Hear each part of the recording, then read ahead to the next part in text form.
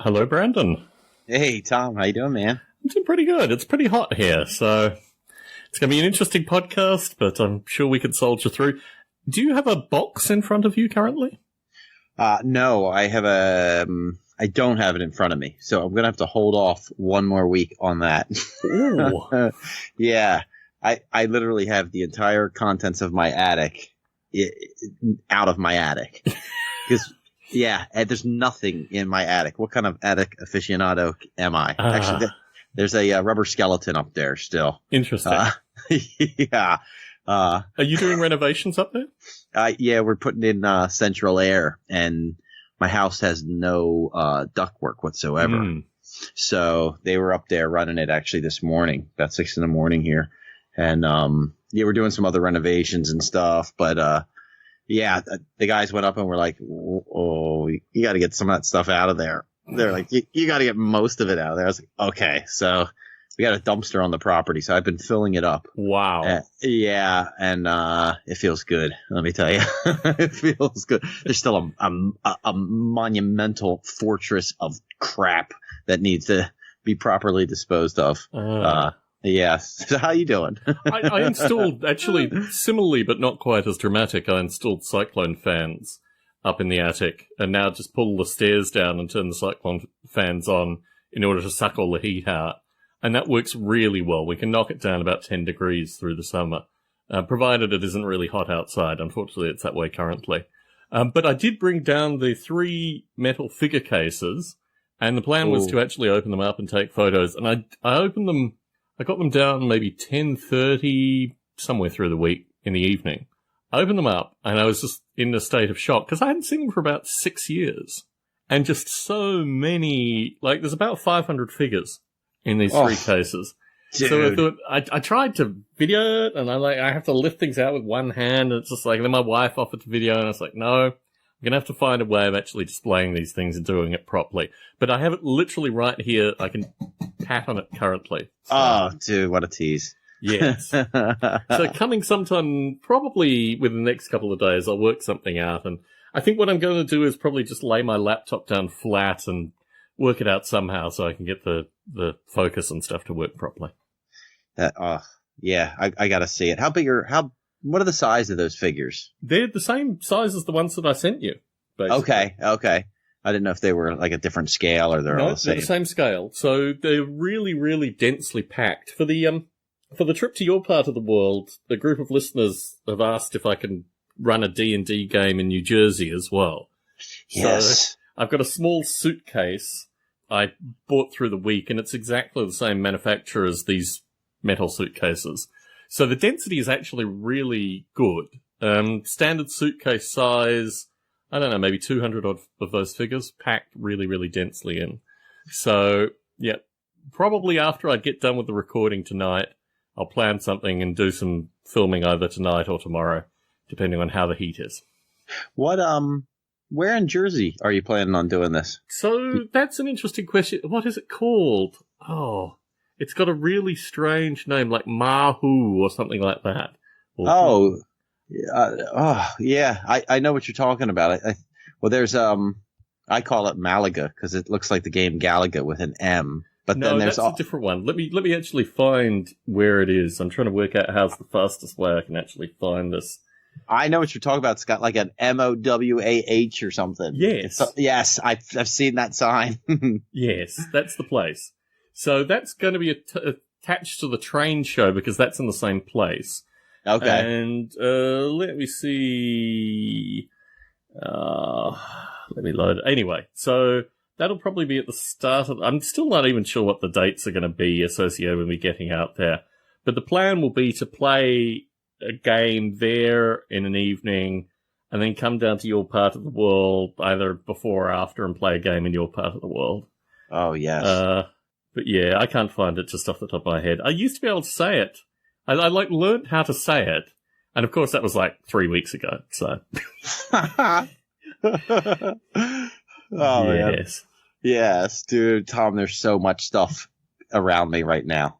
It's mountains. Give a verbal description of what you visually see in front of you. Okay, right in front of me is a 1-month-old baby that we just had, and I'm rocking him because he's very colicky. Now, this is like nonstop.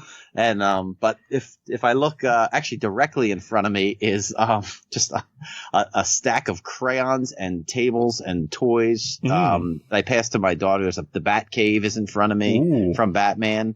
And it's the Imaginext one. It's a newer one, but it's like, it's got all the moving parts and all this stuff. But then to my right there is a Minnesota Vikings, a Kansas City Chiefs, a gigantic TIE fighter that I built, an Eagles helmet. There's like 6 football helmets on top of a pool table, on top of like 100 GI Joes.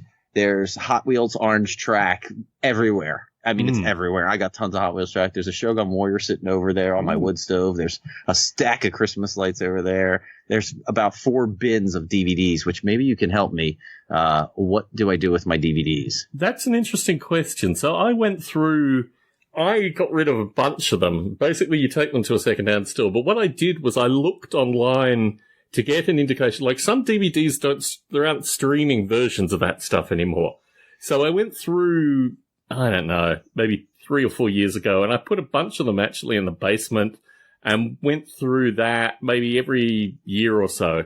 I go down to the basement and just look through them, and most of them I can now get on streaming, so I just easily get rid of them. But there are a small number of DVD titles, particularly stuff from the 60s and 70s, which will just never go to streaming. And that's where you need to kind of sit down and think, do I really want to have this in some form? But most of them I can't even think, the local charity, Salvation Army, I think, is the one that gets most of our stuff. And each year, you can write it off on your taxes as well in this country. So each year I take a lot of boxes to the various stations, and then they write me up a little slip, and at the end of the year, or, well, the new tax year, what have you, I write it off on my taxes. But yeah, it depends. So much stuff is now available streaming. And it's just like, why do I actually have these things, right? Yeah, I got so many of them, but I figured I'll give a huge portion to like the Purple Heart I always donate to, or the Goodwill. Goodwill, yeah. But I'm like sort of asking people, hey, you want to rent a movie and you can just never have to give it back. But nobody wants them. I'm like, dude, there's good movies here. So that's that. And then, I got I have an enormous amount of props from like the old stuff I used to do. I was like a prop hound, and I did most of the prop stuff I built, so I have it. It's so hard to part with. And I've been just like tossing it. Yeah. And I gave some away to a friend of mine, but most of it I'm like, man, I hate to just throw it out, but man, I got to get rid of stuff. I mean, part of your collection is associated with like medieval armor and things like that, right? Oh, dude. Yeah, there's tons of it. I mean, there's a knight helmet right in front of me, and like cardboard shields, and there's like a giant lion head here that I made. Like there's actually a model railroad. I made like a mini platform that I can like carry up and down the attic, which I won't be doing anymore. But that's leaning. Of course, the giant piece of wood is leaning on my wood stove, so I guess it's got to move before winter. Very good. Very good. Well, I don't know what people do with this stuff these days. I mean, I've downscaled a lot of stuff. Books were the easiest things to get rid of. I had a lot of books that I just got rid of. But now, I mean, I'm looking in front of me. I pulled down a bunch of stuff from the attic as well while I was putting up the fans, mainly because the dust had subsided. Just a lot of miniatures, a lot of books, some Lego stuff that I found. I don't know. I've got various bits and pieces that I can't announce on the podcast because it relates to the box that I sent you. I don't know. I'm just looking at a bunch of stuff. Your records. Yeah. I guess progressively through moving and various other things, I've gotten rid of a lot of stuff. But this hoarding thing and the attic, I mean, as you've seen in the video, I put in a bit of effort to actually like organize the attic in some way so I can at least try to find stuff in a semi. But yeah, the props are interesting. I mean, are the props something that you could donate to like a theater company or something like that? I mean, do they have any practical value? I mean, some do. God, I got a ton of wigs, and hats and stuff like that. But yeah, that's a good idea, actually. There's this tiny little theater place near me. I wonder if they would want anything like that. There's some good stuff. Man, Rodan, the giant, that fights Godzilla. Mm-hmm. He's peeking his head up out of this box at me. He's looking at me. I'm like, yeah, Rodan. Yes. That's a good idea, though, a theater company. But yeah, back to what you said about organizing. When I watched your video of you up in the attic, it was very organized. I was like, oh, you got me killed, Tom. Oh. I got kind of extreme about the whole thing because I have real trouble finding anything. And I also have a condition where I just forget stuff, like, randomly anyway. So, yeah, organizing and something that was transparent so I could see through it. But then again, just before I worked out the attic, I had a friend of mine donate, 7 wine crates full of old miniature magazines. So that's up in the attic too. I mean, I just basically put them in transparent boxes and carted them up in the attic as well. But getting the figures down for me was a major thing because it was just like we talked, I think, in our first conversation associated with like the life cycle of an action figure. Yeah. And that you're never going to be able to find someone to pass it on to. And it's just like a noose around your neck, basically. So you might as well destroy them.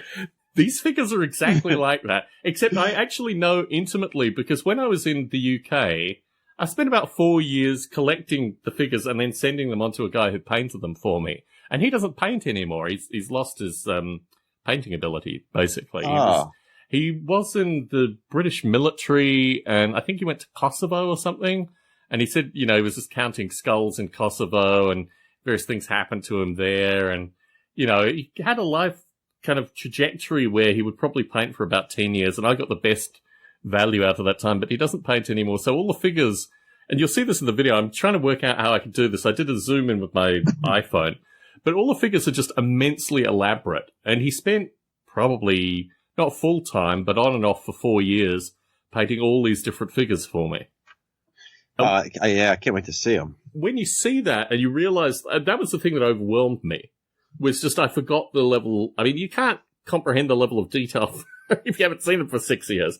So opening up this case, I'm just like, oh my goodness. Like every tiny little sack, like all the shields have like strange handprints and stuff painted on them. I mean, this guy basically took everything and just made it a like infinite level of detail on them.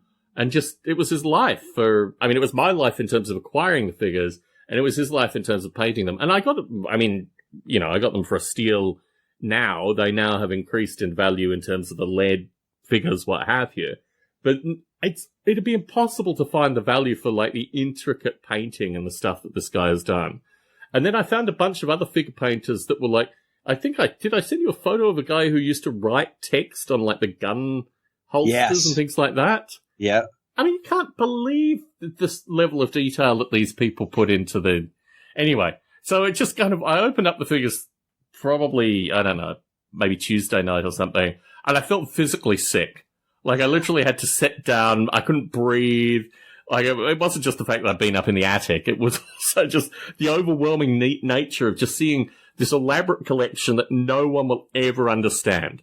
Like, it's a representation of me that no one will ever understand. No one could ever appreciate 4 years that went into this thing. It's just, well, it's not actually that big. I mean, I'm looking at it, I don't know, maybe 3 square feet at most of space. It's not a huge amount of space. But the level of detail and also just the upkeep. I went through each layer by layer, and one of the layers, the figures had moved slightly.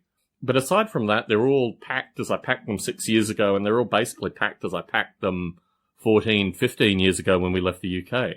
Anyway, I'll take photos, I'll try to do video. Nothing can do it justice, just in terms of the number. But I don't know what I'm going to do with these things. I mean... 100 years from now, if you're lucky, a few of them will be on a table at a yard sale, and somebody will say, hey, I think that metal's worth something. I'll melt them down. They'll be made into bullets by then. They'll all be melted down into bullets. It's so depressing. They're just going to be next to like some old vase or a vase, whatever, you know? But it's like, oh, man. I mean, if I got them back to the UK, I'm figuring... So there are people on the East Coast that have some sense of the value of these things. And they're locally, I mean, to be honest, locally I probably could find some buyers as well. But really, as a collection, it's overwhelming. It's overwhelming. And opening it up, I woke up about 2 a.m. on that day, and I got up and I said, I've got to look through these figures. And I actually went through them methodically. And that was considerably more cleansing because I'd forgotten about a bunch of them. But each one has a story. I mean, each one was some correspondence with this guy, obviously paying him for the work. But it's all an exploration of me, aged 10 to 13 in Australia, unable to afford these figures then, just buying them, sending them onto a guy, painting them, and then packing them away. Yeah, doesn't it? It sucks. Everything just gets packed away. I'm like, dude, come on. I'm dealing with it right now. I'm like, that's it. I don't care if it's all over the floor. I'm taking all my G.I. Joes out. They're not sitting in cardboard anymore. Let them get stomped on. Yes. I'm like, yeah, it's what to do. We have listener questions. We have some format here, so let's return to the listener questions. Do you know anything about Nintendo 64? Because we had a listener send us a bunch of Nintendo 64 questions. Oh yeah, I have a Nintendo 64 in this heap somewhere. I could probably touch it with a pool stick if I really think it out. Yes, I do. Swung it around. Okay. So this is Cotton68 on Twitter. This is just a statement, I think, for us to reflect upon. Mario bangs Peach at the end of Mario 64, ? I don't know it. I went back and looked at the video. I went back and looked at all these videos. In fact, it came up, a repressed memory came up from this, which I will tell at the end of this. Perfect Dark, overrated? ? Yes. Yes.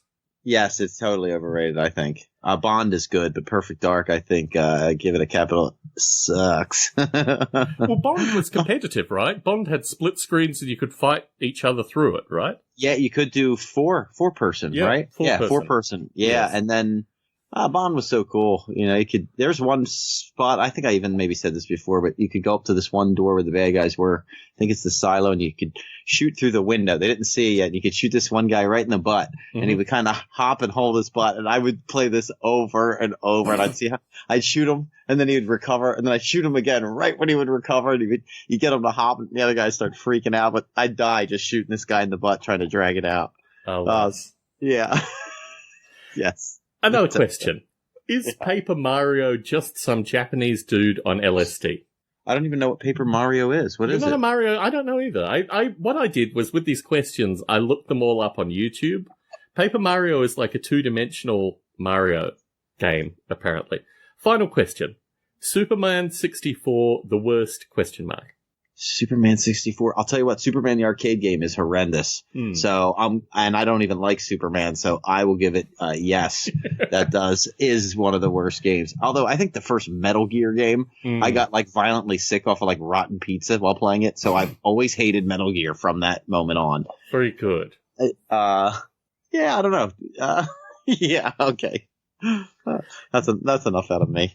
So when I was watching, I went back and watched these videos, and I came across a repressed memory from my dark childhood, which was strange because I never had exposure to these entertainment systems.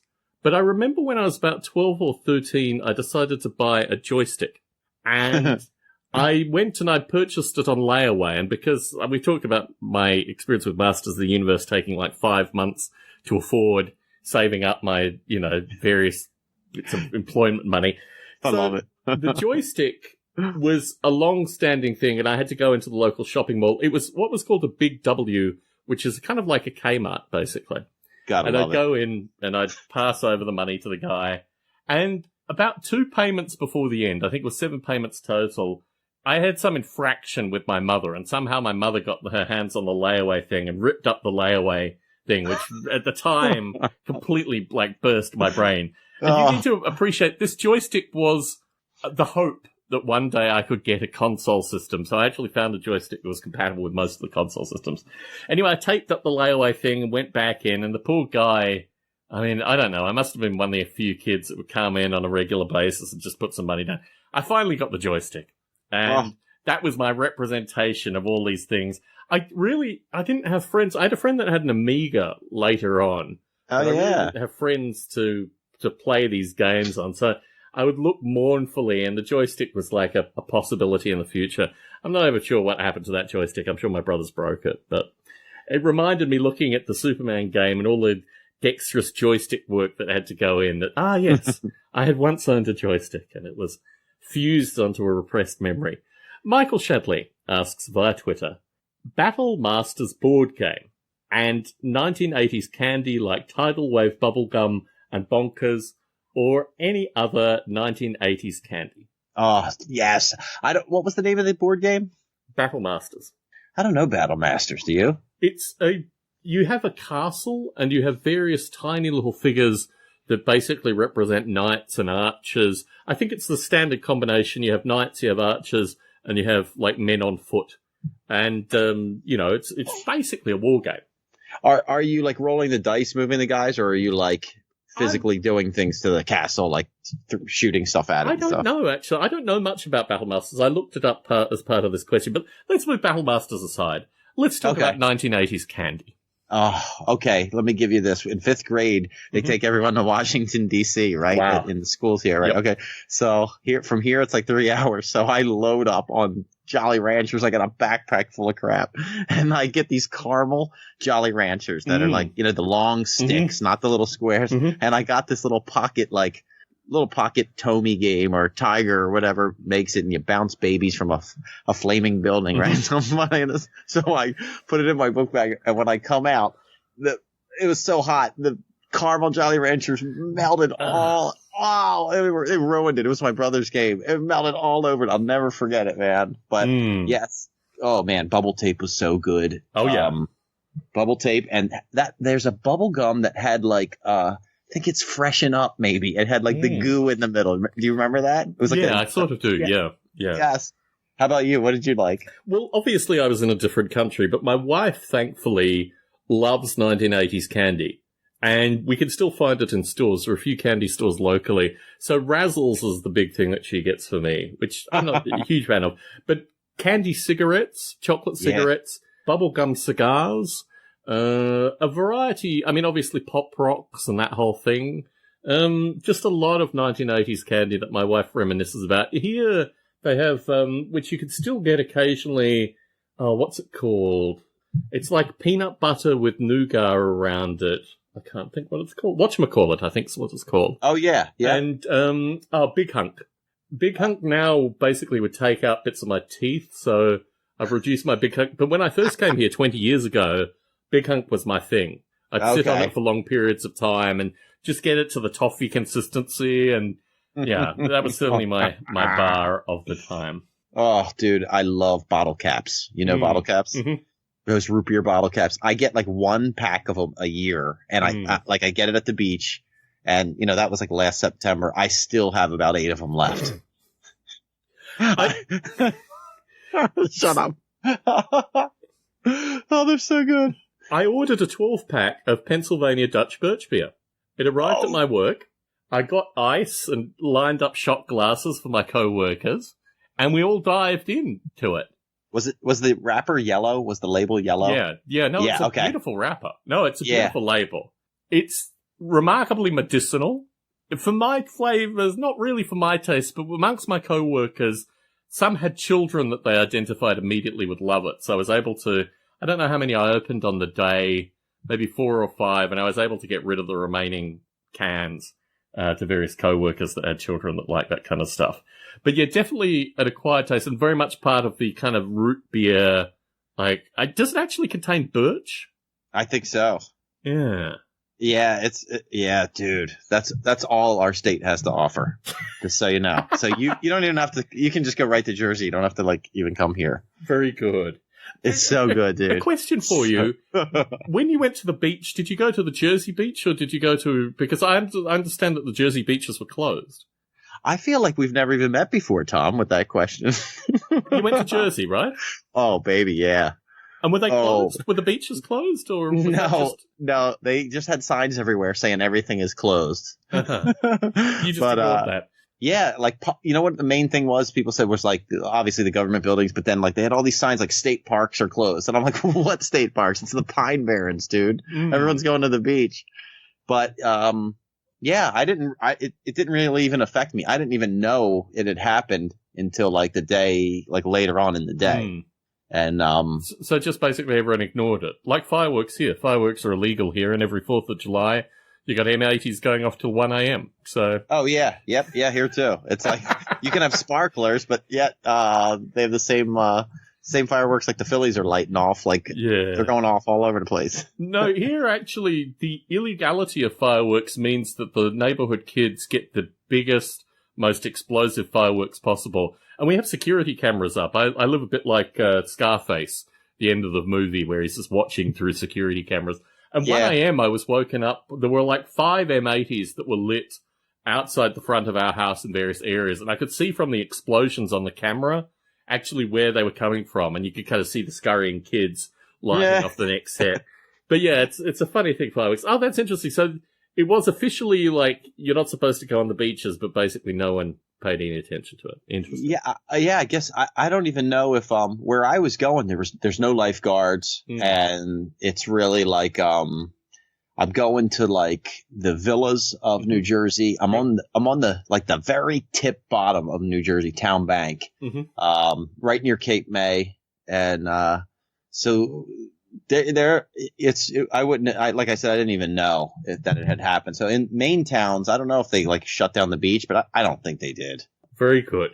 Very, very good. Yeah, when you mentioned the villas, I looked them up online. I have an affinity for buying a beach house, and the beach houses are so expensive in this part of the world. Or actually, there's one beach area where the beach, like the actual lots of land are really cheap. They just don't allow electricity, water, and the land is literally falling off a cliff.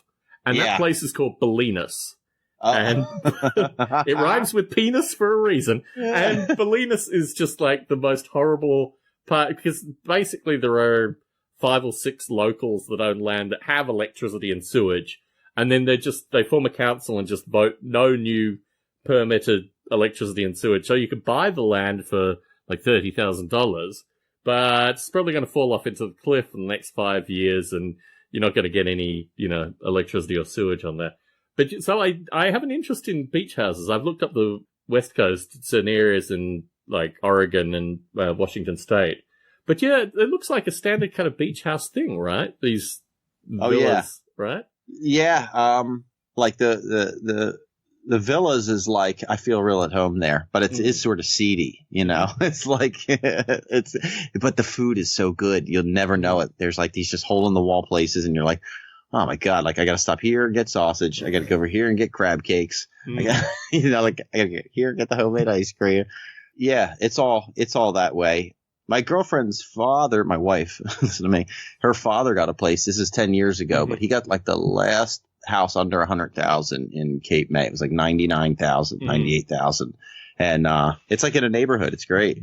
Yeah, they all seem to be like neighborhoods or on the coast. And what was the recent I can't even think what it is. Is it a tornado or a cyclone or something that took out like half of New York and the New Jersey coastline? I mean, that must have done some pretty significant damage. What was it, 5 years ago that happened? Yeah, it was. It hit a lot of Long Island. It hit like some of South Jersey too. It hit a lot of it, like Ocean City where I go, which is definitely South Jersey.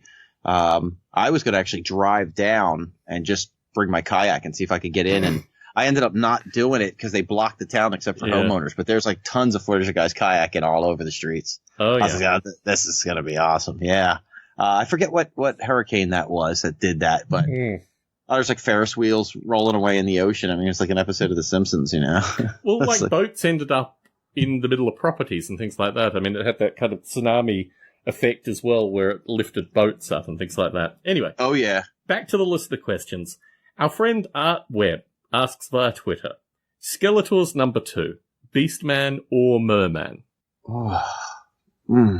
Well, to everyone else, it's Beastman, but I think Merman comes over Skeletor for me. So I'll let Beastman be number 2, but Merman's number 1. Interesting. I love Merman, dude. Oh, okay. Yeah. Okay. I think he's asking a hierarchical question rather than a preferential question, I think. It's Beastman. Beastman comes over him. Definitely. Yeah, he comes over him. I mean, as far as the show goes and everything. Definitely.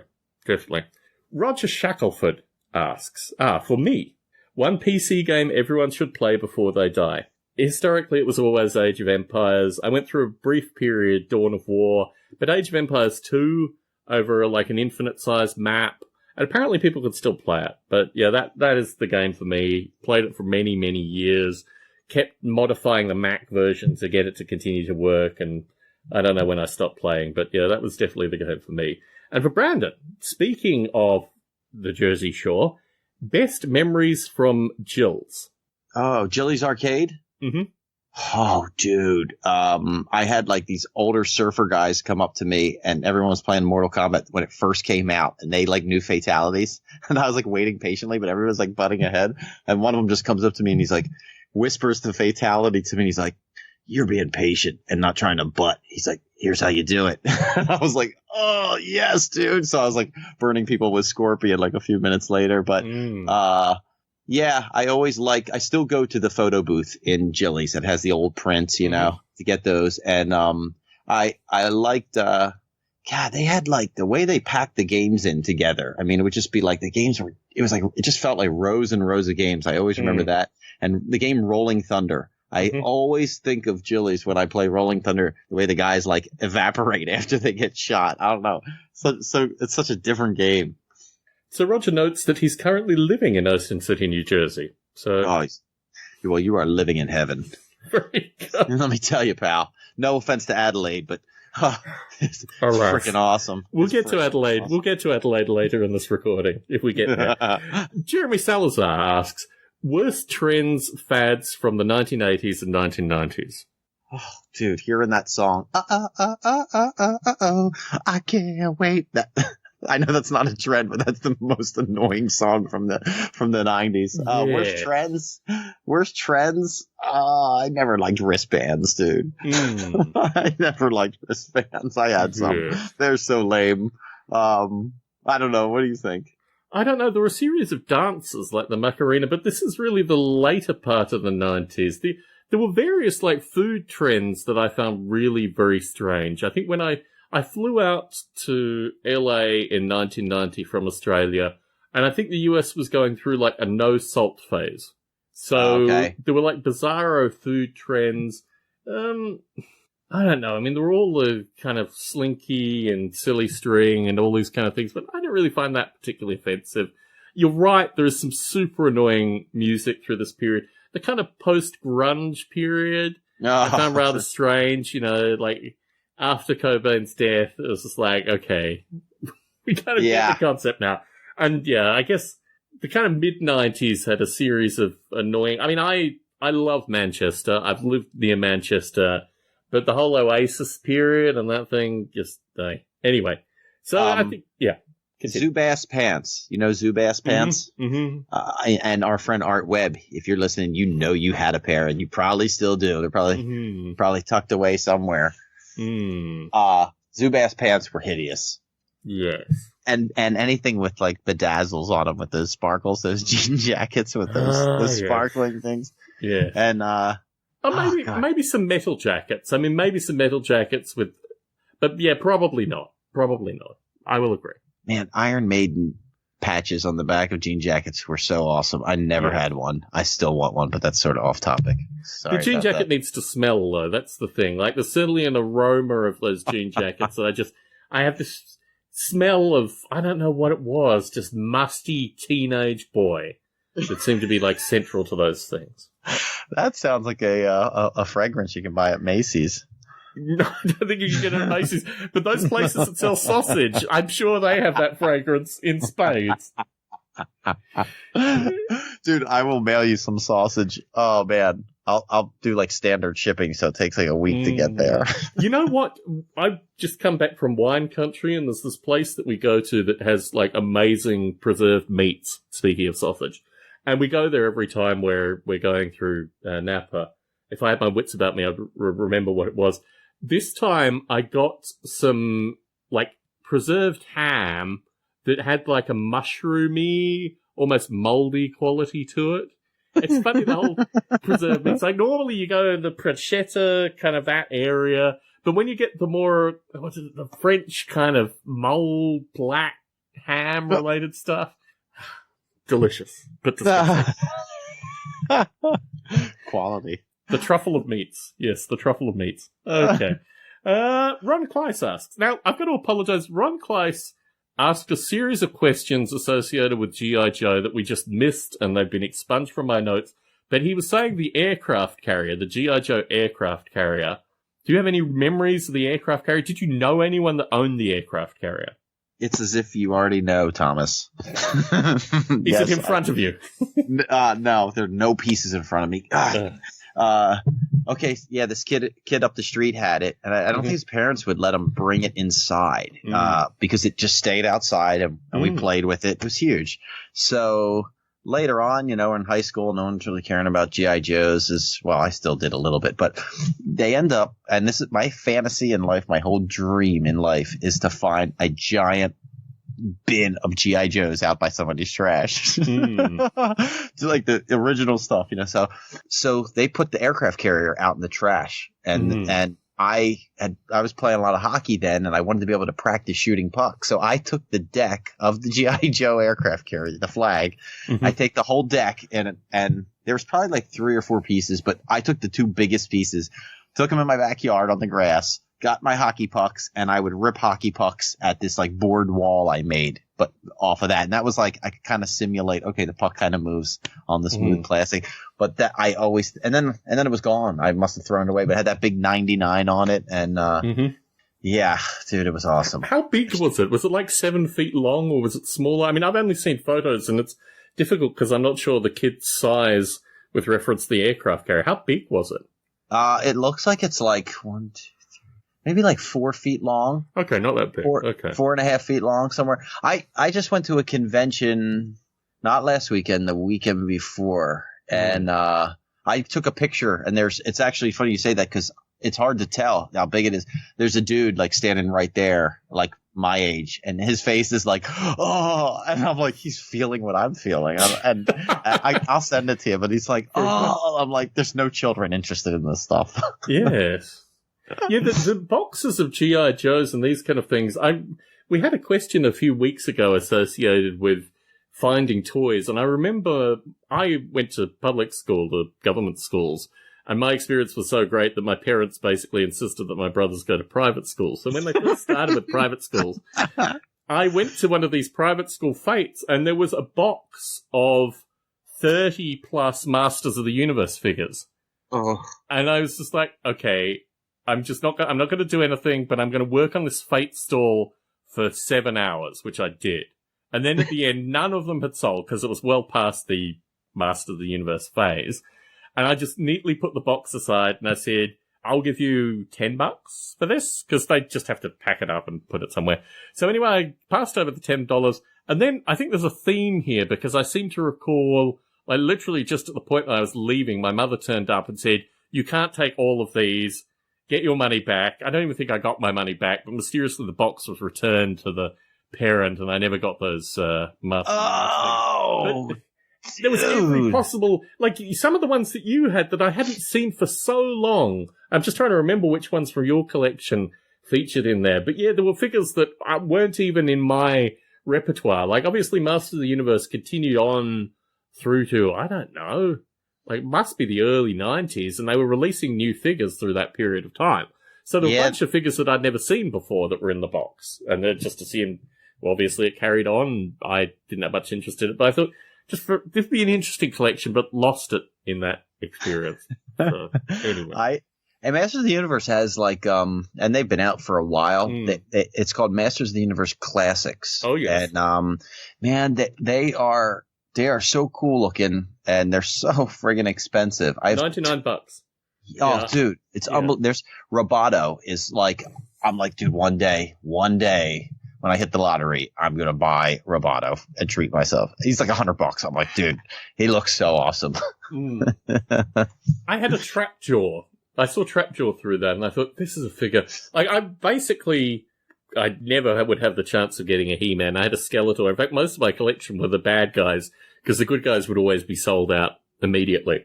So, yeah, to see Trapjaw, the lobster claw guy with the shell that came off, I mean, these kind of things were Yes, alas.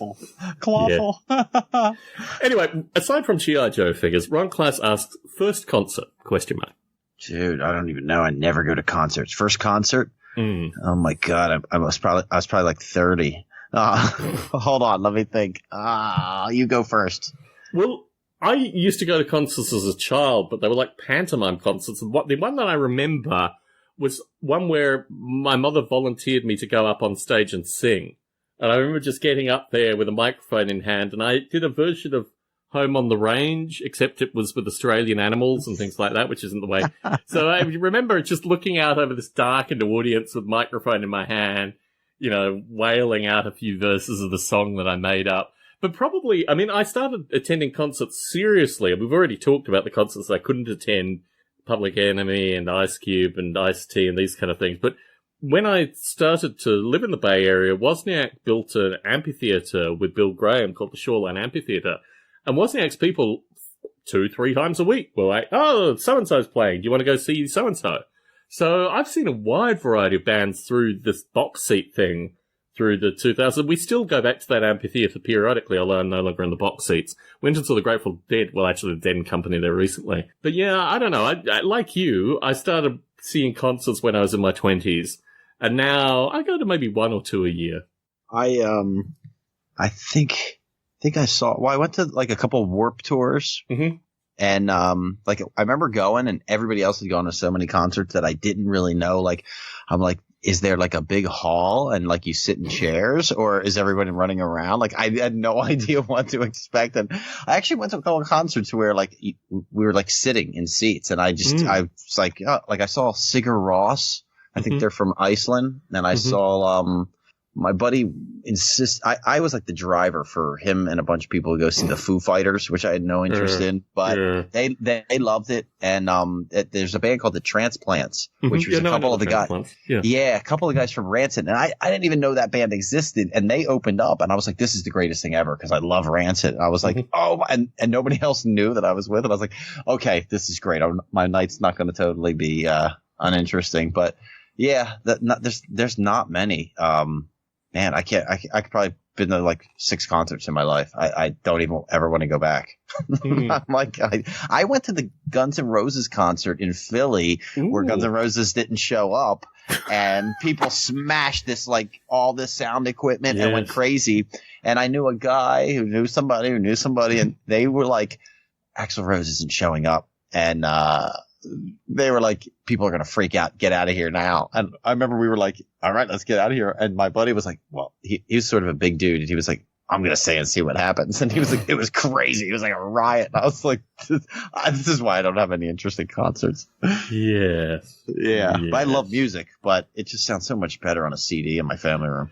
It's interesting, actually. The concert thing is really more an experience more than anything. I mean, I think I went back and actually Prodigy from Mobb Deep passed away recently. And I saw him in concert. And I went back and actually looked at the Art of Rap tour that we talked about maybe, I don't know, 3 months ago now. But yeah, so I saw him in concert. I went back and looked at a video clip of the concert that I attended. And by the time Mobb Deep came on, they'd basically blown the speakers out. Every act wanted their music louder and louder and louder. And when they came up, it was just literally like raw bass frequencies hitting your chest.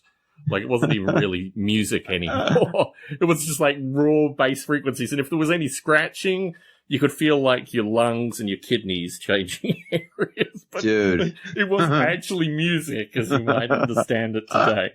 So yeah, that was an interesting experience. But yeah, like, I mean, as we talked about a few months ago, an opportunity to see 20 seminal rap acts.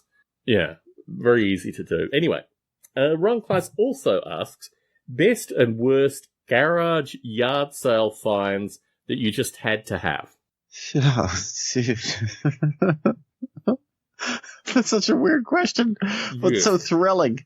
Oh, I don't want to blow it. I'm so nervous. Tom, do you have any off the top of your head? Yes.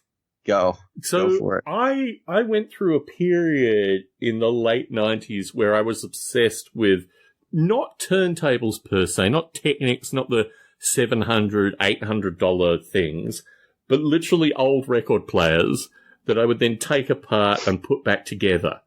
because I did DJ. I actually toured with a couple of musical groups and I did my own DJing. So I always looked for like the cheapest, nastiest possible turntables, and then I would just take them apart and put them back together, and usually more in like flight case kind of configuration.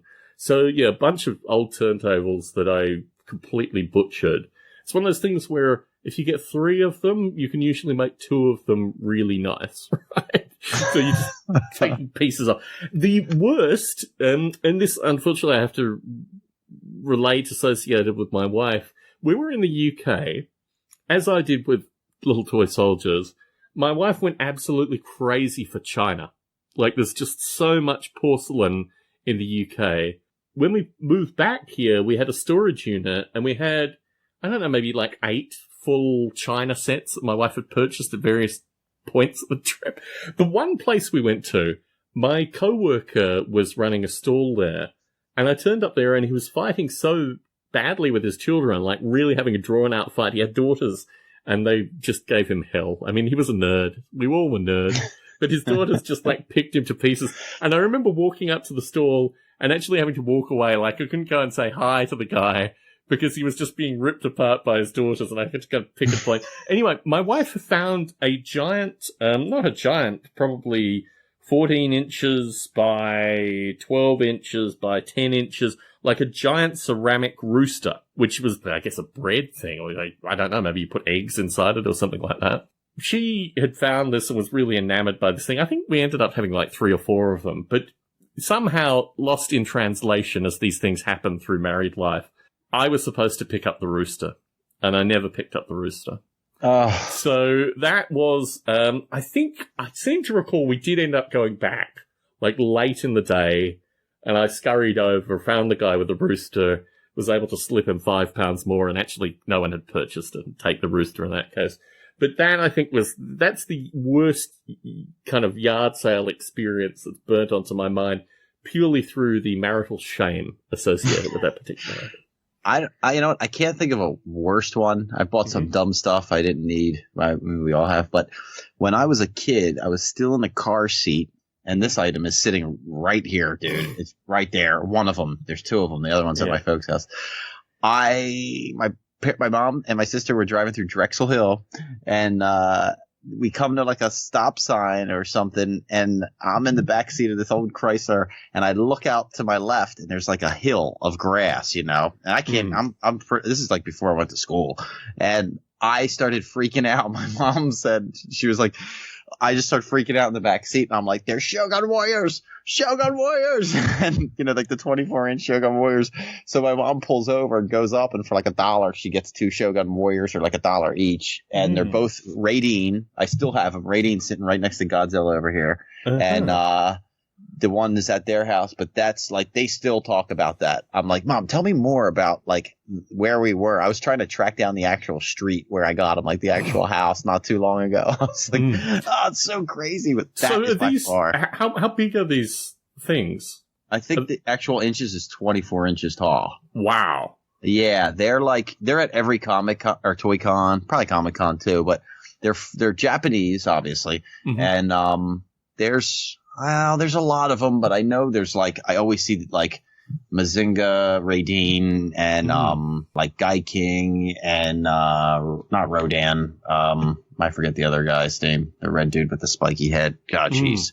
But they're awesome, and they're like, you get a beat up one for like $80. Yeah, but it's pretty beat up. But I have had these forever. I love them, man. They're so cool. Yeah, interesting. Yeah, I almost forgot that, and it's like looking at me right now. I'm like, yeah. Very good. There to remind you of this particular question. Our listener Dave Smith asks, if you could travel back to any time in history, where would you go and why? I'll go to 1987. I'll go to Kmart. I'm going to pick up Crocmaster right off the shelf. Ooh. And then I got to wait like a year to watch Calgary win the Stanley Cup. Do I get to wait, or do I have to like go right back to the present? Well, my view is actually I picked 3. I couldn't pick like one of these things. Like the whole notion of if you had time travel abilities, you wouldn't just stop at one location one time, right? Right. You'd be cruising around, picking a bunch of different times. So, do you want to nominate another time or 2? No. We could tag team. I could do one. You could do one. No, you go. I want to hear this. So I've always been fascinated by the Battle of Bosworth, which is the 22nd of August, 1485. I was thinking 1066, Battle of Hastings, but no, Battle of Bosworth, because you get to see King Richard III be hacked to pieces. And I think basically, there's a follow-on theme associated with this. But I've always, I have a certain feeling associated with the royal family. And my view is that would be, obviously I would be, looking from some field somewhere. I don't know how I'd get to the battle, but that was one that just came to mind. Another one that fascinates me because I'm absolutely enamored by the Second World War, but wouldn't actually like to go back to the Second World War, is the 1936 Summer Olympics in Berlin. That basically sets you up for the Second World War, where there are no combatants. Everyone's still jovial in some strange way, and you get to see the construction of the Third Reich without actually having to do any of the deconstruction that obviously the Allied forces had to do. Final one. Actually, the final one is two, but I couldn't pick between these two. Either 1967 in San Francisco or 1969 in London. And I think these are really fascinating periods of time because all we have now is mythology. As with all of these things. In fact, all these things are mythology, right? Yep. I'm finding this currently because I'm working on this crunch book, or I'm trying to get myself out of this crunch book. But this whole notion of history is just like a series of stories that people tell people and what have you. But actually being in these places and experiencing these things, I think would be distinctly different than what we've been told. So, Dave Smith, that's my response. Do you have any, Brandon? Have you thought of any through this period? Yeah, I would like to go back to I like 50s music a lot. And I would like to go back when right before the plane crash for Buddy Holly and Richie Valens and the Popper and all that. I would definitely like to go back and see the last show that night, and then, geez, you got such cool ones. I just like going to Kmart and stuff. I would definitely go to the Boardwalk in 1983 when Punch Out first comes out. I really don't have many other interests. Very good. Maybe I'll go back a day before one of yours, and I'll just ruin it for you when you get there and be like, very no, good. Tom, watch. Yeah, I warned Richard III. He's off in Scotland now. So, yeah, he's not going to be killed at the Battle of Bosworth. Anyway, top 5 movies off the top of your head. Oh, Kentucky Fried Movie, Empire Strikes Back, Rocky 3, No Country for Old Men, and Clockwork or Full Metal Jacket. It's gotta be Clockwork right now. I like Clockwork Orange. And, Return of the Pink Panther with Peter Sellers. Interesting. Yeah. Interesting pick. Eclectic. So mine are, and again, I can't pick either way. La Haine, which is a French movie, black and white French movie filmed in the 90s. Goodfellas. Terminator 2. Crumb, which is a documentary I've referenced previously. And then I'm in two camps. I like a film called The Baader Meinhof Complex, which is associated with German terrorists. I'm kind of curious. And Munich, which is basically the same film, but taken from an Israeli spy's perspective. So they're basically the same film. But yeah, I ebb and flow. My top 5 movies change. I've always had La Haine at the top because I like La Haine, and every time I rewatch it, I just get more out of it. How do I spell that? LA space HAINE. It means the hate. And it's about 3 kids that live in a ghetto. It has one of the best interpolations of Fuck the Police you have ever seen. This DJ is basically up in a French ghetto, looking out over the street, mixing Fuck the Police with various French rap. And, what's the song? It's I Regret Nothing, except it's all in French. It's the woman singing, I regret nothing, it goes on like that, except it's in French. Anyway, so that's interpolated with Fuck the Police and various BDP. Anyway, there's a cow walking through this French ghetto while this DJ is just commanding a set of turntables. It is a very strange film. But yeah, it's up there. And Goodfellas, I ebb and flow on. Terminator 2 has always been a favourite film of mine because I was out of I left LA in 90. It came out in 92, 93, I think. And that whole element of the suburbs of LA and the heat and the mullet's critical. Yeah. But yeah, Crumb has been an on and off again film of mine. I used to watch it a lot just before I left Australia because it's really about how strange and fucked up his family is. I thought, like, if this guy can have this kind of family and get on with his life, and he moves to France at the end of the film. And yeah, it's got to be something 1970s, well, an interpretation at least of the 1970s and all the crazy European terrorism stuff that was going on. And like I say, two films that kind of pick that up. Another question from Dave Smith. Your most embarrassing moment?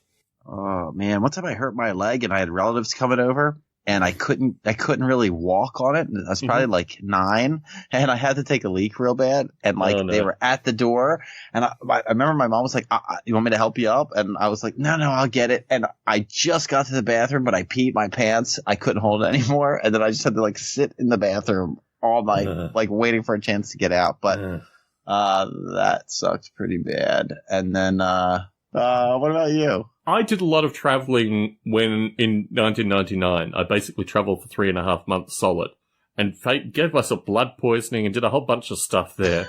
But for whatever reason, I would eat the most ridiculous meals. I mean, I think I had 25 flights total.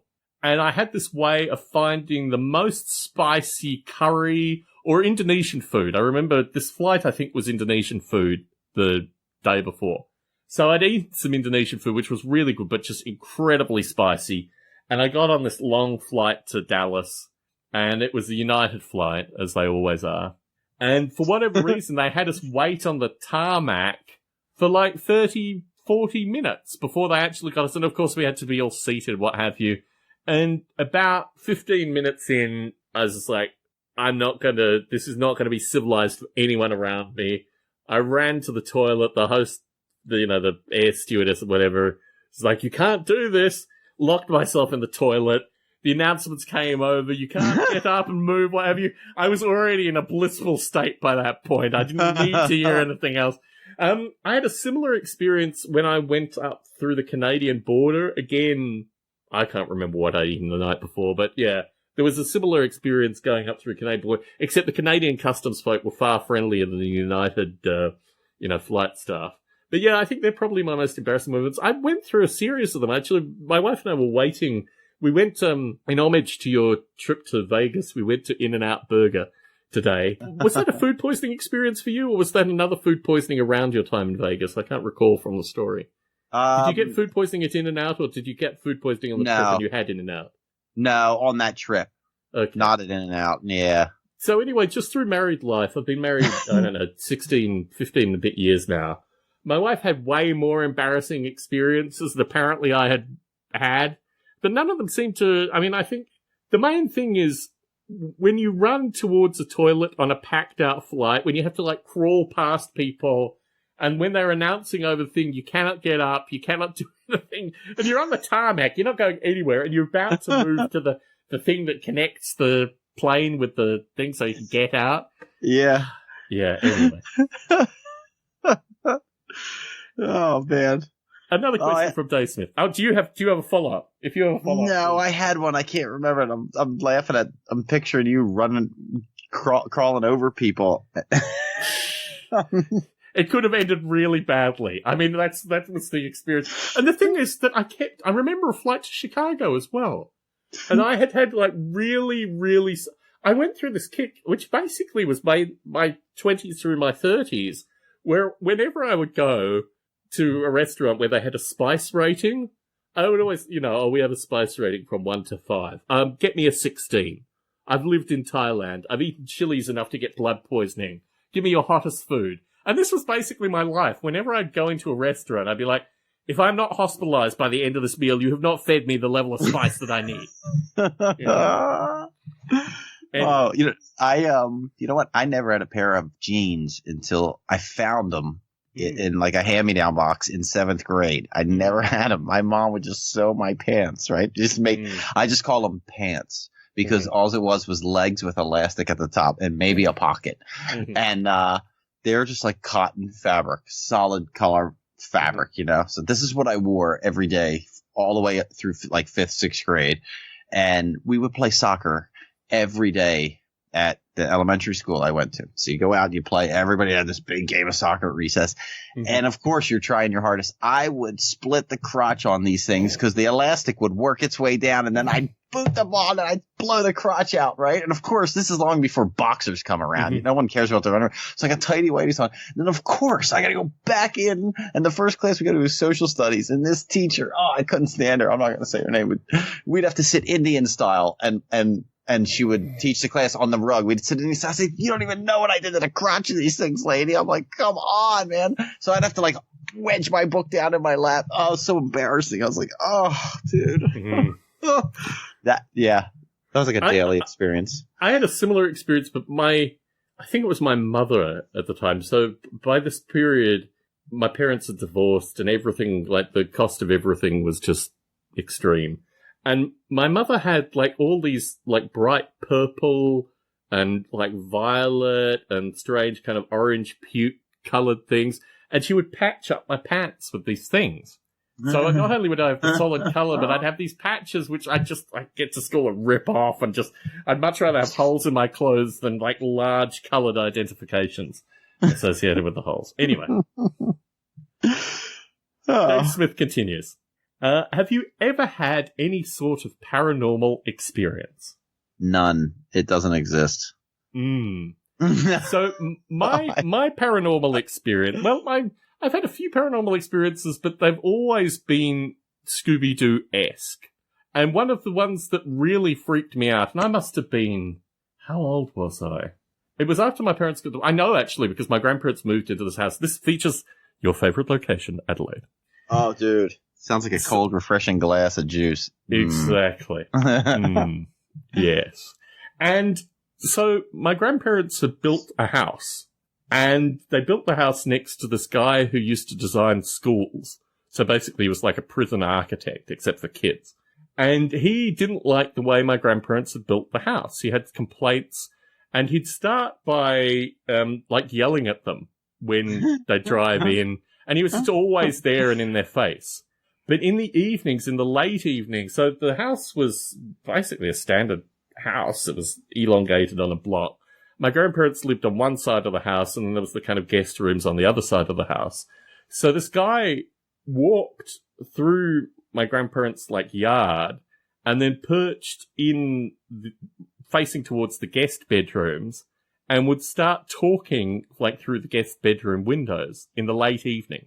And this, as a small child, I found really very strange. As I got older, I realized that it wasn't paranormal. It was just this crazy neighbor of my grandparents who would do this stuff. Like, 11:30, he'd start talking. And as a small child, it was really very eerie. And then by the time I got to my teens, it was just like, how crazy is this guy? Yes. He eventually, I think he had to be hospitalized. There was various things, and eventually he sold his property. But yeah, that was one of the early paranormal experiences I had, was just this disconnected voice kind of wafting through because no one had actually my grandparents did have an air conditioner, but it didn't get to the edges of the house. So in the summer months, you had to open all the windows, basically, to cool everything down. And that's when, this strange disconnected voice would start wafting through the house. He was really a very curious character. But yeah, most of my paranormal experiences come through these things, which are relatively easy to explain. One which I did experience, and I've experienced like various kind of curious lucid dreaming things.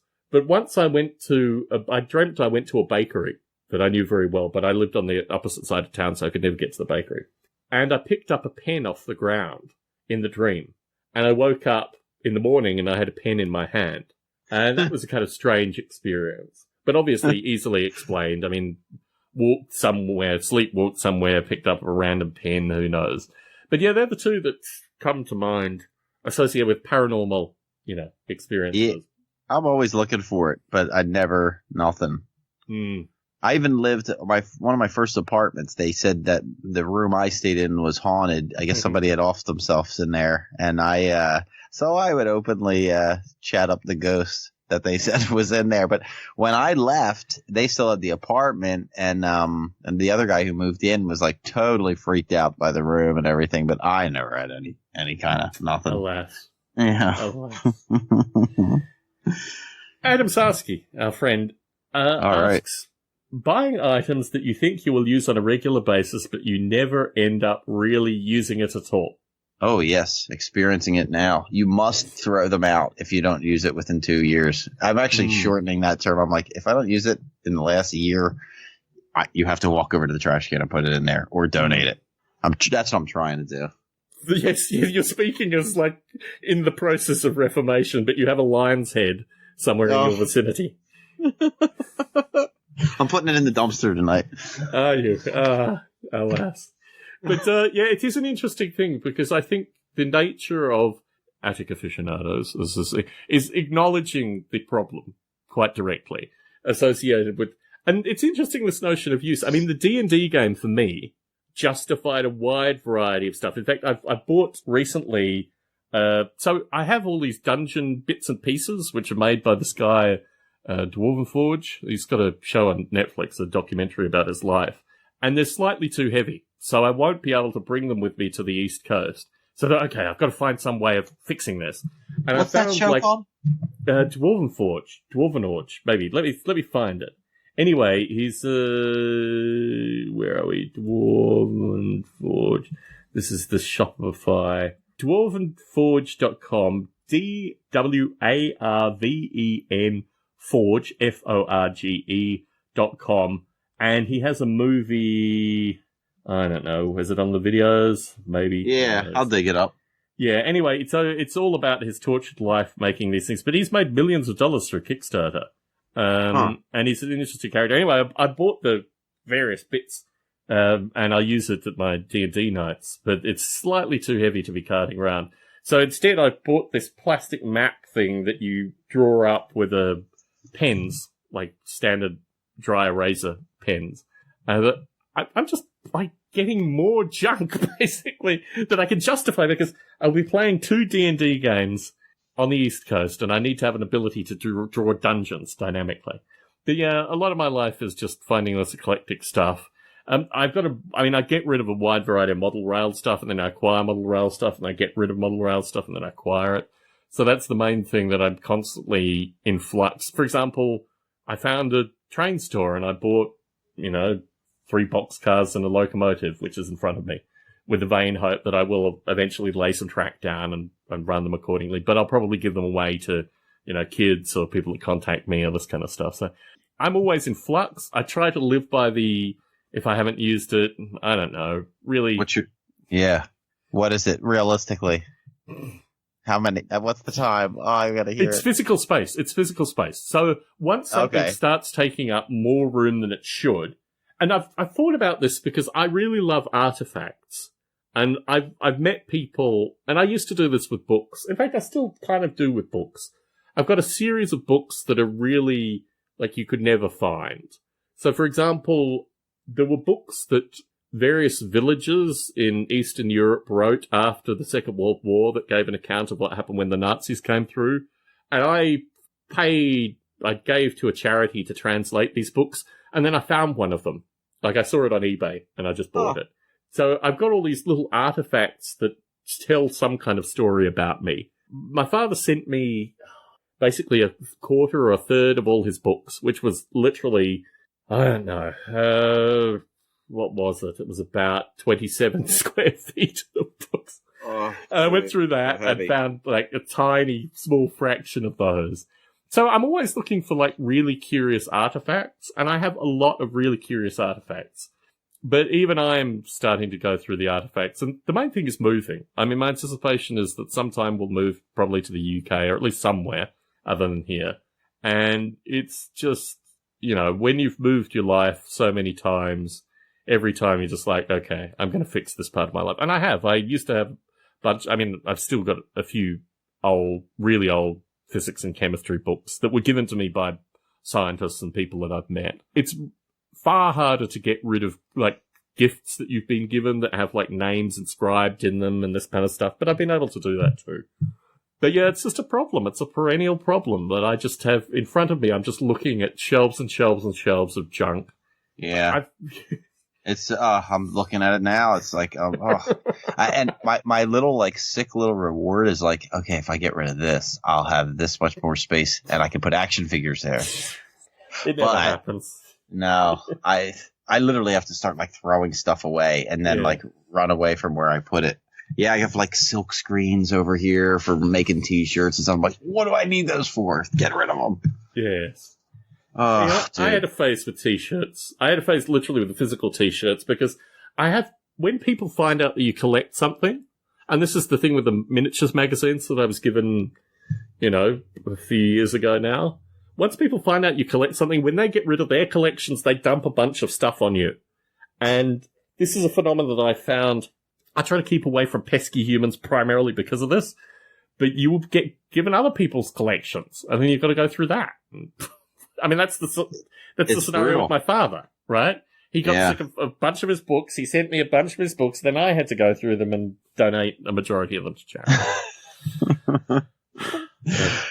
I'm trying to find a way to display the figures you gave me because the case is so awesome. But I'm like, they're just in the case. It's just not right. Well, you can get glass cases at IKEA and stuff. I mean, my dream is, in fact, the old miniature pages and stuff that I belong to on Facebook, there are these people. Firstly, there are two kinds of people. The first are the people that build the storefronts. I'm not sure if this exists with action figures as well. But within miniatures, there are people that literally build storefronts for their collections and hang their collections, the blister packs and everything, on created storefronts where they buy them. That's way too extreme for me. I'm not going to go there. But the thing that I like is you'll get people that have glass cases. And they line up the armies and the figures in the glass cases, and you can just look at them. And prior to moving to... Well, I always had that dream. And my wife was just like, no, you're not putting the figures out. We'll squirrel them away in cases somewhere. But yeah, I think the dream is to have... And you can get now... various like fish tank like boxes and these kind of things. So I guess the trick would be to get multi-layer, or I don't know. I bought a baseball holding probably at Michael's that you can hold baseballs in. You turn it upside down and then it has flats. And in Vegas I had like locomotives and various other like bits and pieces. Like someone would give me like some old locomotive and I just put it in there. But the hinges broke and it was just like really cheesy, and you almost need like cabinet manufacturers or something like that to make it for you. Or IKEA, apparently. Apparently IKEA has a lot of good, easy glass case kind of things. You know what? I like the simpler the case, and I actually like this stuff because I'm kind of like, all right, you know what? I want this stuff to be out in the open, so anyone can just walk up and pluck a guy off the shelf and be like, oh, this is cool. I'm like, yeah, you know what? I'm never selling these. I'm never going to sell them. And if I do, a few people playing with them isn't going to change anything, So, but in the figures you gave me, I'm like, I want figures everywhere. I want them everywhere on every wall. And I'm like, I could put some figures in my bathroom vanity. I was like, you open it up. I got a toothbrush. I got some floss and some deodorant, but everything else in there is just crap. I said, I'm clearing that out. I should have like Major Blood in there, a few of Tom's figures. Maybe I could wedge Merman up there. What I need to do, Brandon, is I need to go through my painted miniatures that are like really detailed painted, and I need to send you some of those. Because if you're going to display the high-end figures, I've got to get you some of my like real deep collection. And I have a bunch of them that are like camouflage painted. I have a bunch of Bond stuff. I've got a few with like strange plastic shields and stuff. I will go through my collection. And I will get you some, like, highly detailed, highly painted figures. Because the ones that you have, they're there, they're functional, they're part of the D&D thing. But the actual heavily painted ones, let me see what I can get together. I'll be able to get you some stuff. You know what's really cool? And this is, like, super nerdy. I don't even know why I did this, but I took binoculars and was looking at your figures from across the room. I was like, dude, it's so awesome. Look at them. I was like, it's just another cool way to look at them. I was like, yes, dude. Yeah, but it's they're so cool looking. I want to like incorporate them into and try them out. It won't work, but with crossbows and catapults, I think the projectiles are too. Yeah, and their projectiles are I think they're too light. I think they'll bounce off of them. Yes. Well, the original game was, what's the fellow's name? Little Wars is the name of the book, though. And it's a Leagues Under the Sea guy. Jewel? No. No, it's not Jules Verne. Anyway, he wrote a book called Little Wars, which is basically about getting toy soldiers and then firing projectiles at them. And it was Wikipedia, damn you.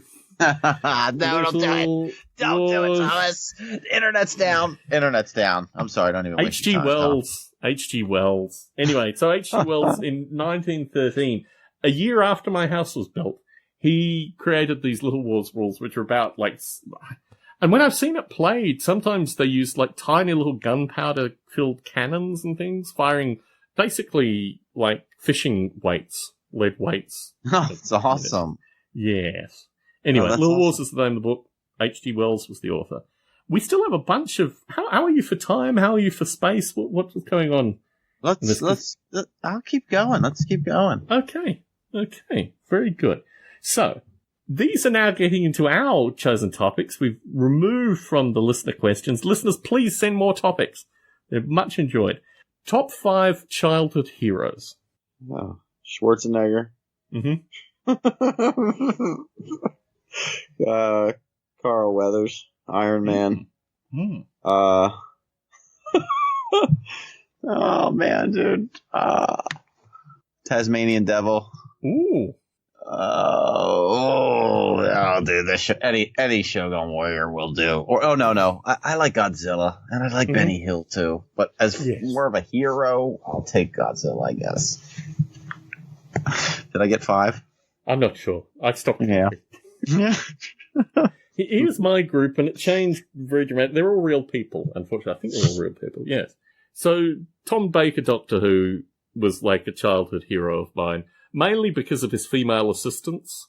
And it's funny, the writer, occasional scientists and heavy atheist Richard Dawkins actually married one of Tom Baker's assistants. Really? So anyway, yeah. I can't remember which one. The most dorky looking of all of them, not Leela. Leela was always the one that I had a thing for Amazonian women, which I fulfilled with my wife. But yeah, Tom Baker definitely. I'm writing I'm trying to get rid of a book about him currently. But as a child, John Draper, Captain Crunch, was a childhood hero of mine. Let's just take a step here, because I wanted to talk to you about this as you found the whole John Draper scenario, in particular his energy blockage removal, rather fascinating. I've been fighting in this book associated with this fellow to make sure that energy blockage removal is actually part of the book. Because he did it to everyone he came in contact with for a 30-year period. He got on their back, he got them to do push-ups, and I actually got a call from the guy. John Draper himself called me up. He's found a bunch of people, but he wanted to talk to me specifically about energy blockage removal. Because he didn't want it in the book. Even though he's done this to literally tens, if not hundreds of people.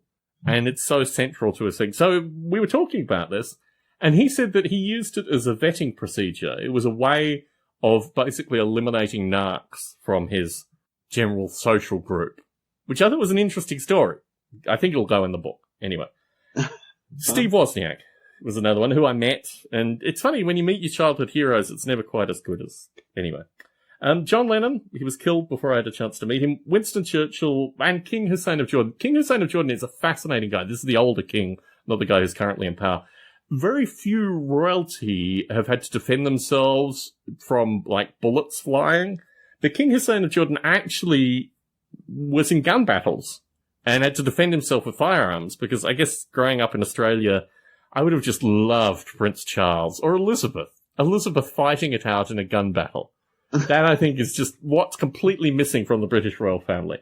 But King Hussein of Jordan was able to get that. So that was 6. And they changed, and they ebbed and they flowed. Interesting that you used fictitious characters. I don't know if I would have picked fictitious characters through my childhood. I don't think you would have. I guess Doctor Who. I mean, Doctor Who was the fictitious character, but I was just interested in the assistants. So, anyway. In writing this Crunch book, I've been thinking about, because I'm currently writing a movie treatment for them as well. They really scored big when they got me involved with this project. Biographical movies. There are some real stinkers out there, but there are also some ones that I'm kind of any good bio movies that you can think of that, stick in your mind? And we talked about Straight Outta Compton, being one. Yeah. I could agree. I like the Doors movie. Interesting. Yeah, I like the Doors a lot. I like that a lot. I just saw that like a year, maybe 2 years tops ago. I had that like saved forever. I was like, I'm not watching this for a while. Yeah, there is something else I watched that I liked. Oh, it's not coming to me. Yeah, most of my movies that I like remember and have in iTunes are biographical movies. I mean, I've got a list of like 20 odd of them here. In terms of the Doors Wonderland, about, what was the fellow's name? Johnny what was his name? Anyway, the porn actor. I thought Wonderland was a fascinating. Oh, yeah. Yep. Johnny Holmes. Yeah, John Holmes. The end sequence. So my wife and I watched this on DVD in our house in Vegas. And our house in Vegas had its large kind of entry room. Television was over in one corner. Not a huge television, but basically we watched it in the dark. And by the time you get to the end sequence with all the metal pipes and stuff, it was surreal. Like, the whole thing had slowed down. It was almost like psychedelic, just watching it in a darkened room. So I thought that was an interesting one. What else have I got down here? Shine, obviously a friend of mine worked on it, and it's a plot that I have a lot of time for. We've talked about Goodfellas. What else is in here? Legend I thought was interesting because of the setting. Obviously, it's thematically done.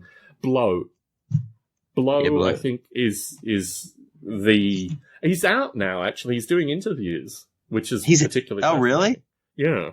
So his whole view is like really nihilistic and actually quite funny to talk about because, you know, he just has this strange existential view, and obviously the prison time hasn't done much for us.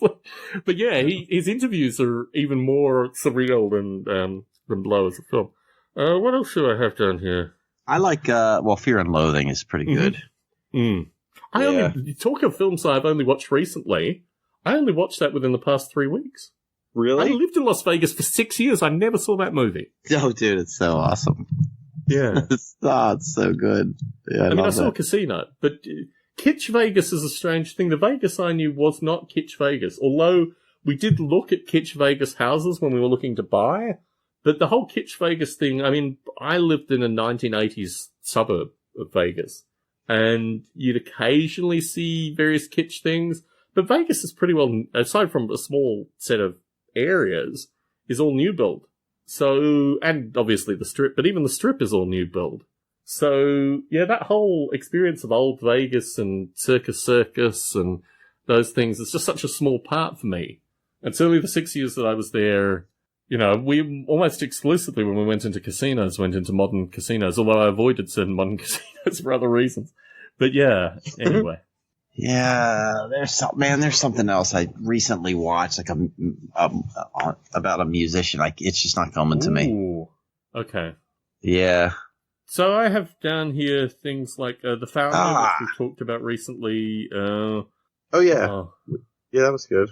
I liked The Social Network at the time. It was just before I moved back to this part of the world, and I think, I like that. It wasn't about him really, but it was about him enough to be about him, I thought. A really bad movie that I've talked about with a variety of folk. I'm not sure if you've seen the Wiener movie, but it is a really very strange movie. No, I always would see the cover of that, and I never have no interest in Wiener whatsoever. Yeah. No, I was busy playing Abe Lincoln Vampire Hunter. Very good. Yes, it is very good. Yes. So yeah, I've got a wide variety of other ones. We talked a little bit about Casino. I quite like Bridge of Spies that I saw recently. Oh yeah, it wasn't bad. Yeah. But, America Me. America Me is the film to see if you live in my part of the world because it explains, well, at least the Sureños part of the local gangs. We live in the Norteños area, which are the Spanish gangs from Northern California. The Sureños are the ones from Southern California. But America Me is really about the Sureños and also the Norteños move into that. And it's just a generally gritty film, which was sampled by Ice Cube very splendidly. So... yeah, that's a good movie. So now we're into some of your topics. Gift cards. Oh, dude. Yeah, I want to know your take on gift cards. I ask for them pretty well exclusively now. My view associated with gifts in general is you get a really disturbing view of what someone else thinks of you. Yeah, I know, when you get physical gifts. Like, you get these bizarre things. Like, for a period of time I still periodically, like, Amazon knows it's part of my psyche, but I went through a period of time where I wanted a radio-controlled car. Like a mid-range radio-controlled car. And I ended up buying one on eBay for about $80 and, like, blew it up within 20 minutes of running it. But anyway, I went through this period and, my in-laws got me this curious thing one year, which was just, like, not in any way a radio-controlled car. And I don't know, physical gifts usually are really badly interpreted. And we've talked about this historically. I like investing time in buying certain gifts. But these days, gift cards are really the way to get me a gift. And I don't know. What's your general feeling with gift cards? I don't mind them, but there's like some places out here will have like, there's like a mall that I hate their gift cards. You buy a gift card for the mall and they like trick you. And if you don't read the fine print, you realize that there's only like 8 stores in the mall that accept these things and no one knows it. And then they expire or like they start charging you if you don't use the whole thing. And I'm like, and I don't know. I feel like I'll lose a gift card faster than I would if someone just gives cash. Like, I'll give my mom wants these like specific stores. She won't accept gifts at all. Like, she'll just return it. So I just print out a picture of the store on a piece of paper and then I just put cash in it and I'll give her like 5 different ones. And I'm like, here's gift cards for these stores, but she can use it anywhere else. And she like loves that. She actually asked me, she was like, is this really a gift card for this store? I was like, Mom, come on, it's black and white. I don't even have a color printer. Oh, wow. But, I don't know. And then you get stuck with a gift card from some awful store like Walmart. I'm like, I'm not even stepping foot in that dump, man. It's like, but sometimes it's really good. Everyone knows, like, you can I get love large Kmart. pickling jars in Walmart. Like, there are a small number of things. Walmart is good for certain hardware purchases. They always have a really good, in our area at least, pickling jar selection. A big fan of pickling jars for everything. In fact, I'm looking at, like, 2-gallon pickling jar. Like, I buy bizarre pickling jars and use them for things periodically. But yeah, there are certain things. I mean, I have a similar view, except when we lived in Vegas, Walmart was all that there was. You had the neighborhood Walmart, which was like the smaller Walmart, and then you had the Walmart superstores, and there were no other stores in Vegas. Like, Walmart owned Vegas, basically. Yeah. And for that period of time, I learnt what I could buy in Walmart that I wouldn't feel offended about. Toilet paper, cat litter. There were certain things that I could get in Walmart and not feel really ashamed about shopping there. But yeah, now we live in the Bay Area. I can't think the last time. Well, pickling jars, actually. That's the last time I went to Walmart. Because I needed to buy some pickling jars last year. They have, I'll stop in there to get packaging tape. Mm-hmm. I love their packaging tape. It's a good deal. And I'm like, but I'll stock up so I don't have to go back for a while. When the G.I. Joe 25th anniversary came out, I was in there all the time because they would, right about when they would close, the guys would start bringing the pallets out. And they would have like this shrink wrap tower of the toy department's boxes. And then they would put it there and walk away. And then I'd go to town and be like, where's the box of G.I. Joes? I'd get the whole box and try to buy it unopened, And I'm like, oh, it was so fun doing that. But yeah, I kind of feel bad for Walmart. They're killing my Kmart, but they'll be on the chopping block before they know it. I hate their online store too. I'm like, your online store is such a sloppy pigsty, dude. Yes, it is. It sucks. But let's move on. Move on. Yes. Cool Whip is the topic that you floated. Yeah. Okay. I think Cool Whip is friggin' disgusting, dude. I don't even know what it tastes like. It tastes like if metal was air and you could eat it. It's so gross.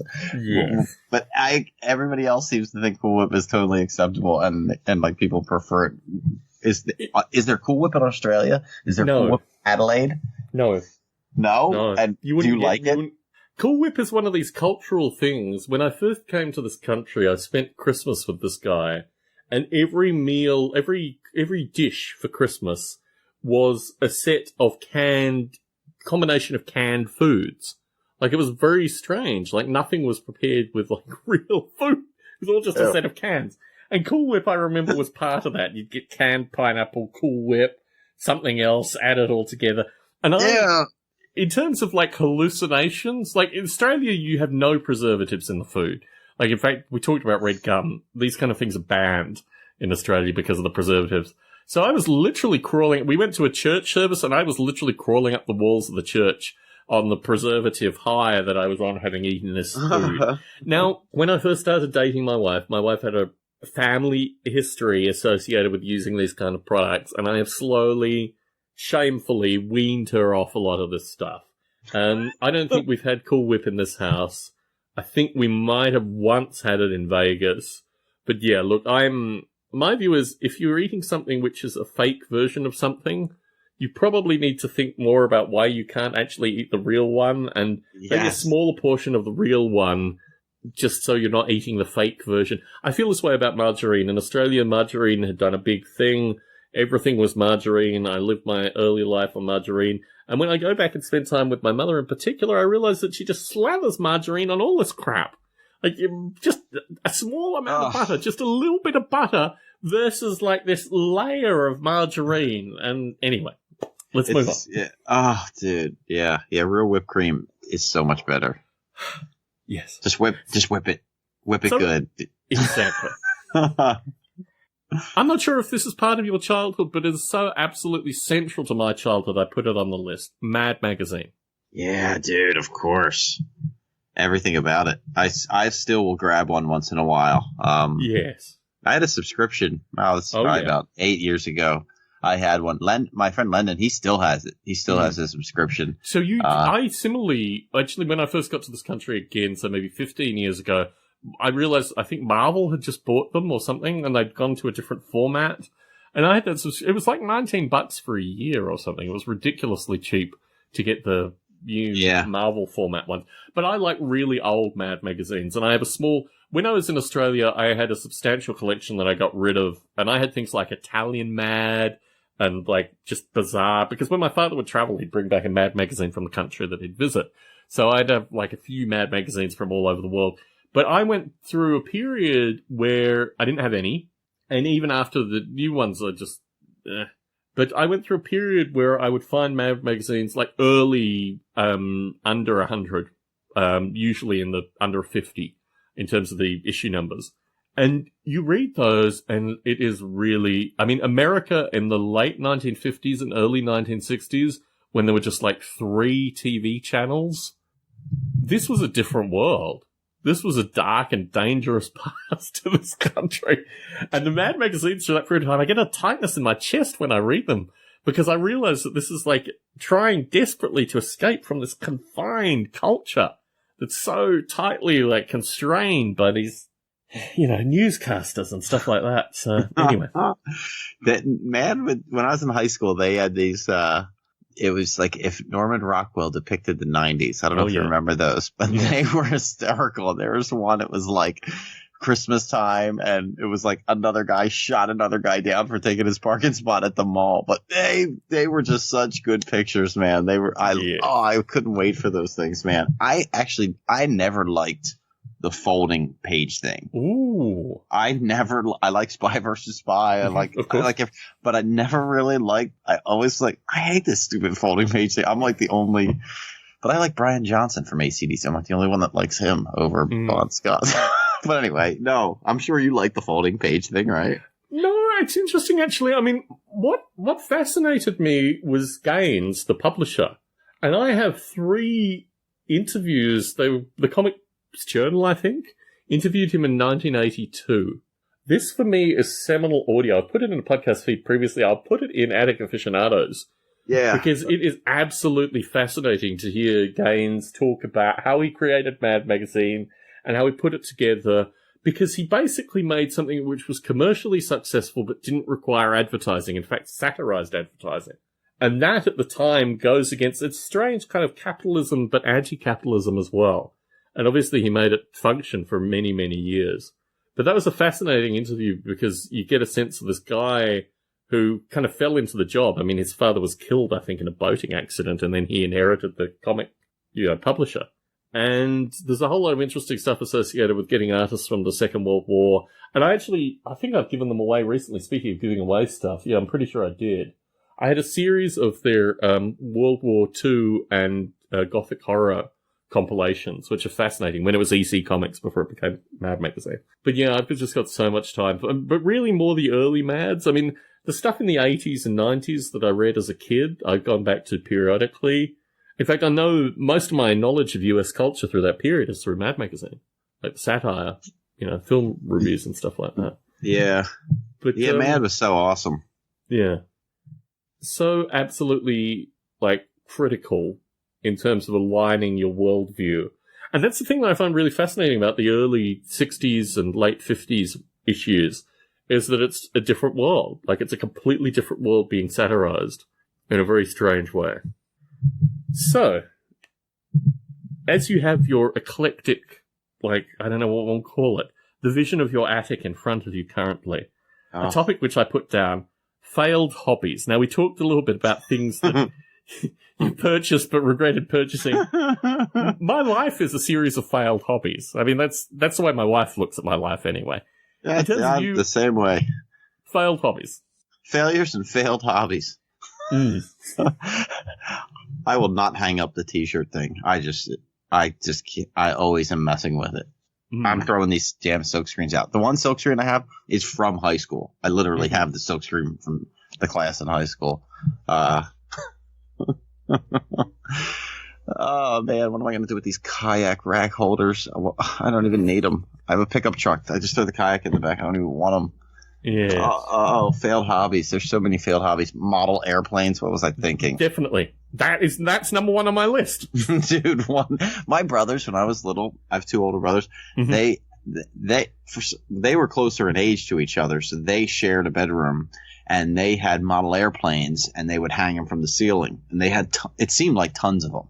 And they would have cotton balls coming out, and they'd paint it like smoke. And I just would look up at these and think they were so cool. So I would always try to I'd buy these cool model airplane boxes and look so cool on the cover, just like some video games. And then you open it up and it's just a bunch of gray plastic and you got to do hours of work. I was like, this sucks. I'm so high from the glue fumes. You stuck your finger to your eyelid. Yeah.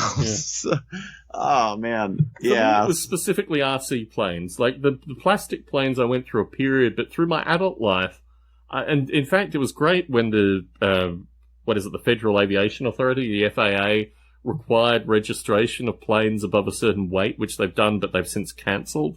Because I was just like, right, it's now easy for me to throw away all my RC plane magazines. I built an RC plane. I built a Spitfire when I was in the UK.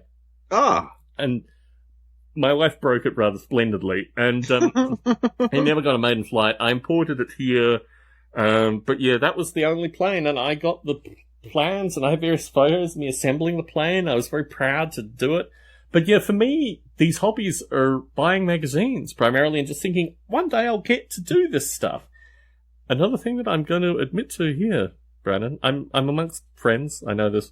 Model rail for me is a crazy hobby. It's not a hobby that I actually do. I have this podcast, which is incredibly successful, and people send me train stuff. But when I come to, and I've got track and I've got trains as I've recently purchased, I just never can find the time or the space to actually do it. I mean, I built layouts when I was in Vegas, but my time in Vegas was a different world. I live a different life now. There's a local train club that I pay my dues for every month. In fact, I pay double dues because I can never get to the club.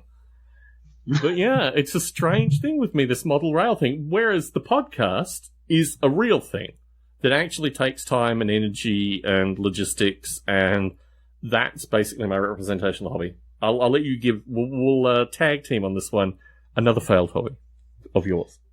Oh, making board games. I'll pick up board games. And then I'm like, okay, this board looks great. I can use some of these pieces from this game, but then I never do it. I'm like, I mean, I've done them in the past, but I'm like, now I have 60 board games. And I'm like, I don't need these board games. How many copies of Life do I need? I'm like, I don't want to look at Candyland anymore. But, yeah, I actually don't, I sat down this is probably mid-May. And I was like, okay, I'm working on one. I was like, it's really basic. I could finish it in 2 days. And I put a day in, and I got about halfway there. I was like, all right, now I can finish this one. But that's it. I'm not doing it anymore. You know, but yeah, making board games, or you know what else I do constantly? I guess it is sort of a hobby. Like I'll find some piece of crap and then I'll turn it into another piece of crap. And I'm like, okay, I can film something with this. But before I get done filming it, I find another piece of crap and I build another prop out of it. And, you know, and so like, I'm looking at like 5 things right now, and I'm like, okay, I shot that. I haven't shot these 3, and it's time to put them in the trash because you're not doing it fast enough. I constantly do that. Oh, dude. There's this notion of kitting, which I see in everything, where you basically have a project, and part of the project is assembling what you need for the project, and then you can do the project. And I am serially kitting. In fact, I have them in plastic boxes in front of me. I serially kit for things that I never actually finish. Yeah. Like getting the stuff together, like actually collecting the pieces. Like, for example, as I'm looking here, these box cars and this locomotive that I purchased when I was up, you know, I found a train store out of the way, a bunch of old guys talking about prostate cancer. I thought, this is a model rail store. I've got to, like, put some money into this model rail store, and I will put these things together. I'm serially kitting. And I think that's basically what you're describing, is just serially putting things together, never actually quite get to it. One thing that I tried, I found probably when I first moved to the Bay Area, that the price of comic book pages, like actually paying artists to draw a comic book, had gotten down to a ridiculously low amount. And I went for a period of time where I was going to be a comic book publisher. And I paid an artist, an Italian artist, for a comic book, which I still have. I put it out in PDF form occasionally. The amount of editorial work and actually like having her redo various cells that she got wrong and things like this, like, that basically drained that hobby from me. And it was something that always really interested me. And we talked about games and we talked about Mad Magazine. I've really always been interested in, like, producing comics as a thing. But when you actually, like, work with an artist and you're doing all the line work and you're asking them to redo things and they screw things up and you're dealing with the personality of the artist and all this kind of stuff, failed hobby. Yep. Yeah, look, I did Woody Wolf. I was like, this is the cheapest, basic way I can do a comic without getting an artist. I was like, I'll Photoshop some really crappy thing, you know? You have basic abilities. I don't have those skills. I just, can pay $10 a page or whatever. Yeah. Oh, man, it's so bad. Oh, my God, yeah.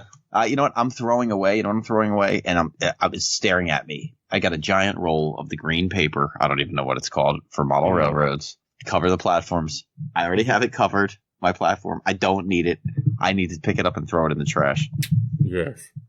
Yeah, I was going to send you, I had a box of model rail supplies, and I thought, this kind of stuff that Brandon like, but I can't facilitate. I'm already facilitating this by sending you miniatures. I can't facilitate you having more crap. I got, you know what I got? What scale is it? Is it G scale, the big trains? Mm-hmm. I got a set of those, and I'm like, I don't know what to do with this. I don't have any place to put this up, and it's sitting on top of the other boxes, and I'm like, it's G.I. Joe size. We actually used it in the one film, and I'm like, I don't want to just throw it out. I don't want to donate it like I want it, but I'm like, well, I'm never going to use it. It's just going to be in a box somewhere. Oh. Do I need to PayPal you some money to get this sent to me? Is this what you're saying? Do I need to facilitate this, or is this something that you might actually use in the future? No, you don't need it either. I don't need it either. It's true. You don't want it. You don't want it. And speaking of these things, Brandon, speaking of these things, I promised my wife that I would have dinner with her this evening. Oh my God, you better go eat. Yes. So it has been a pleasure, Brandon. It's a rare opportunity that we have a chance to chat, but now I understand that you can actually hold a baby and record a podcast at the same time. I think the frequencies of these things might improve slightly. Yes, will you enjoy your dinner, Thomas? What are you going to have, raviolis?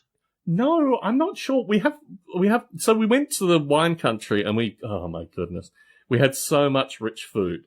But I think probably what we're going to have is maybe just a cut of meat, a steak, and a little bit of salad. Because I've got tomatoes currently, up the wazoo, coming thick and fast. Dude, I'm so jealous. How about your peppers, real quick? Oh, so here's the thing. Tiny up top, huge root system. So the Webby Peppers, I've got like 17 of them, and I've repotted them into larger pots, and every time I move them, they've got amazing roots, and they're like an inch and a half on top. So my hope is that I'll move them into a really large pot, and they'll be like, oh yeah, we can grow now. But I've got a bunch of other chili peppers. I've got like various kinds of Thai chilies that are currently going gangbusters. So my suspicion is the Webby Peppers will we'll catch up towards the end of the season, which is exactly when I need them. Excellent.